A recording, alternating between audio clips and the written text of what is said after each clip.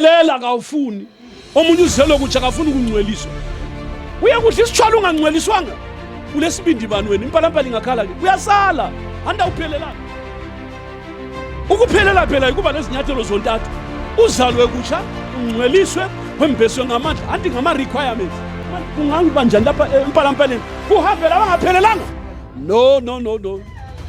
Uthixo uthi phelelani njengoyihlo sezulwini unjani? Uphelelwa lapha emhlabeni. Ungakunje uthandaza khona, uthandaze kunje, ulidinga igazi likaJesu. Ebusuku nase abanye besidla wena uyeke, abanye belala wena uvuke, abanye bedlala wena ungena endlini, bephuma phandle besiyawuthamelanga wena ungena etoilet uyothatha. Udinga umusa ukuphelela. Asibe beHebheru bazathini umuntu mangehlisa istandard ngenxa yakho? Bazathini laba? Uthixo abe ngongathembekile?